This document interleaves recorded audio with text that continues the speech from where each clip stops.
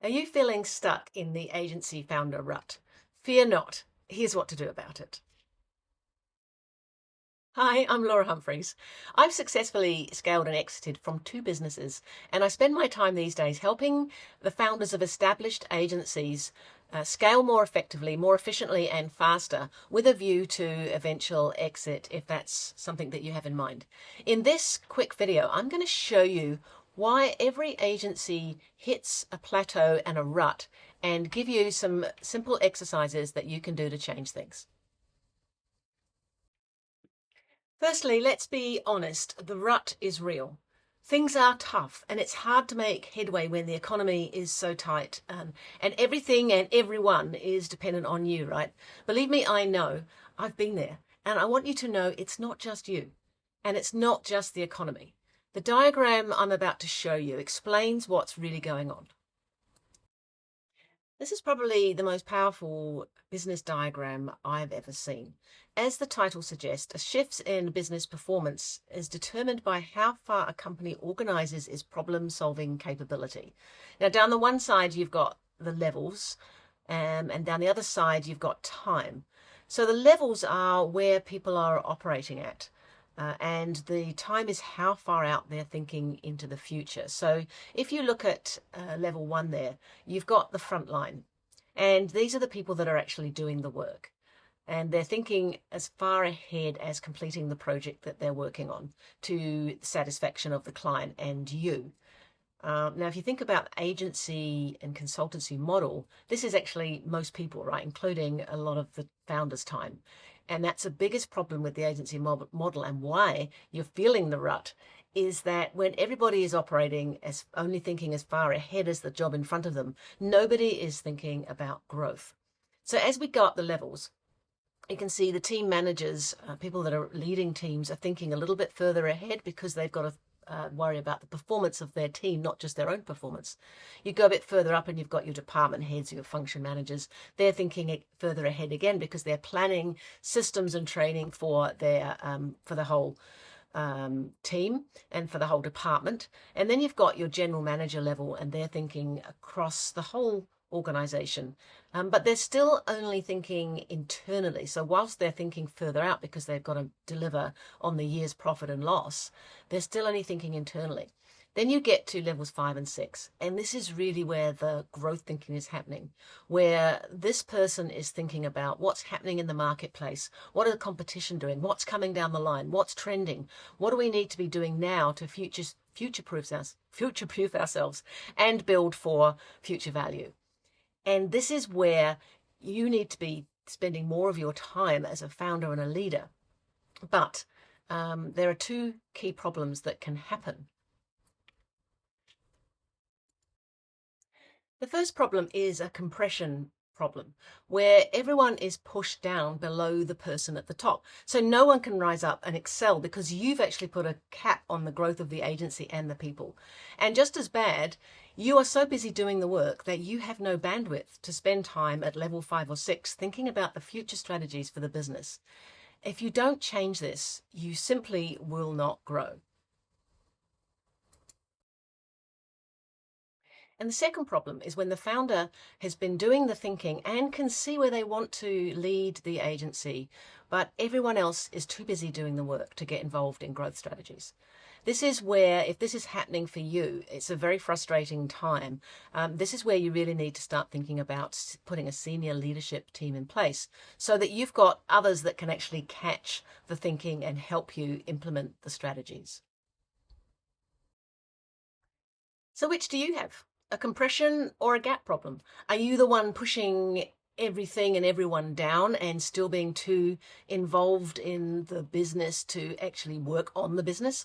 Or are you all alone with all the ideas but no one to catch them and to help you implement?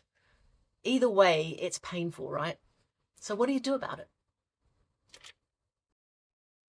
It's actually about making a mindset shift.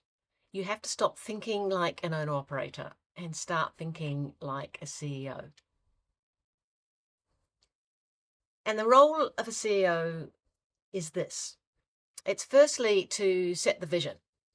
Where are you taking the agency. If you don't know where you're taking it, then how can you expect anyone else in the agency to get excited and get involved and want to help you?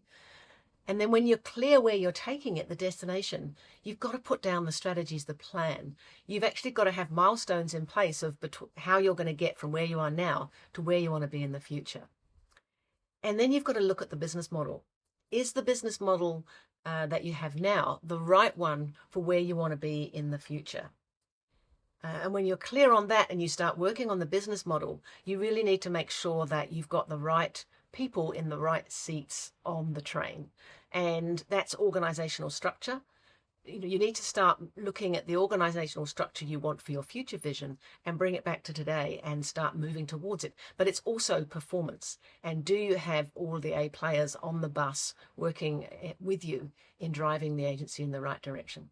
And then when you've got that plan in place and you've done that work on the business model and the resources, then you've got to execute the strategy ruthlessly. And I love that word ruthlessly, because this is really where the rubber hits the road and where you need to actually make the changes you need to make to get this to happen. You start by making it a priority. Decide from this moment onwards that you are going to be the CEO. And then give yourself a job description as CEO or managing director. I can guarantee that you don't have one right now, do you? Nobody does when I start working with them. You can use ChatGPT to do it. It'll take you a minute. Then share it with your team and tell them that from now on what your real job is. I can guarantee that they will be very happy and they will want to support you in this. And then make time to do it. You have to make time. Block out 2 to 3 hours a week minimum and make it your CEO thinking, and spend the time working on the business, on the strategies, so that you can actually move things forward. And then you need to stop doing the things that are not in your job description. So do this exercise as well. Every day for 2 weeks from today, at the end of the day, write down every single thing that you've done, everything. And then at the end of 2 weeks, go through the whole list with a highlighter and mark the things that you and only you can do and the things that you should be doing. And then everything else that is not on that is not been highlighted. Those are jobs and activities that you should not be doing. So the idea is that you have to let go of 80% at least of the things that you shouldn't be doing and lean into and focus on the 20% that you should be doing. And then you eliminate or delegate everything that's not on your highlighted list. You pass it off to other team members, or you hire a new role in to do it if it's an admin or a support role, or you just eliminate it and you stop doing it.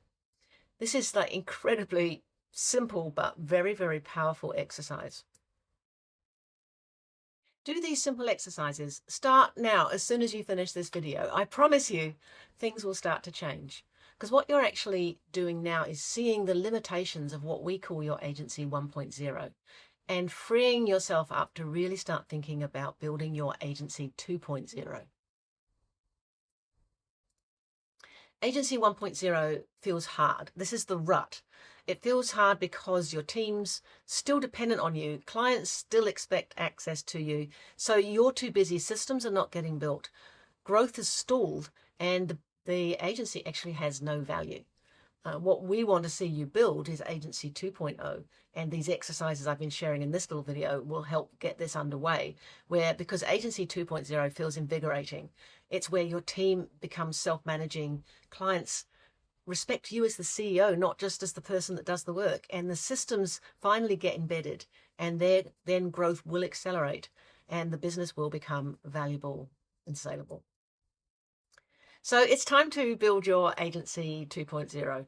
I've just gone through a couple of things here. If you want to see the full training, we've got a whole strategy stack of 7 strategies that show you how you can design your Agency 2.0. If you want to see the full training, you'll find a link somewhere around here. It's a longer video. It's about 20 minutes long. Watch that and it will take you through the whole flywheel of strategies that we use to make this happen.